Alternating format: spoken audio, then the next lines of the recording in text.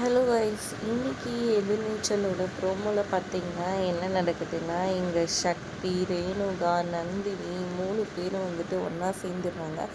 இன்றைக்கி நாங்கள் வந்துட்டு அந்த அறிவுக்கரசிக்கு வந்துட்டு ஒரு பாடம் கற்றுக் கொடுக்க போகிறோம் அப்படின்ற மாதிரி சொல்லி முடிவு எடுக்கிறாங்க. ஆனால் அறிவுக்கரசிக்கிட்ட மன்னிப்பு கேட்க போகிற மாதிரி ரூம் கூட்டிகிட்டு போயிடுறாங்க. அறிவுக்கரசியும் ரூமில் வந்துட்டு தௌலத்தான் நீங்கள் மன்னிப்பு கேட்டால் வந்துட்டு யாரும் இது பண்ணிக்கூடாதுன்றதுக்காக என்னை ரூம் கூட்டிகிட்டு வந்துட்டு மன்னிப்பு கேட்குறீங்களா, சரி சரி சட்டுப்புட்டுன்னு கேட்டு போங்கன்னு தெனாவட்டாக வந்துட்டு பேசிகிட்டு இருக்காங்க.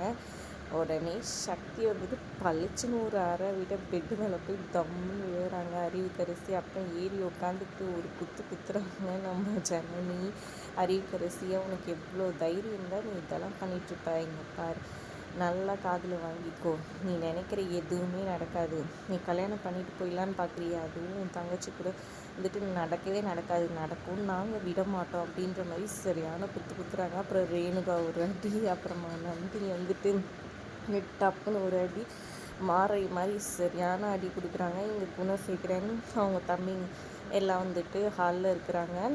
கரெக்டாக வந்துட்டு அப்படியே அறிவுக்கரசி அடி வாங்கிக்கிட்டு அப்படியே விதியேன்ற மாதிரி அப்படியே தலையில் கொஞ்சம் லைட்டாக கலைஞ்சிட்டு அப்படியே வராங்க.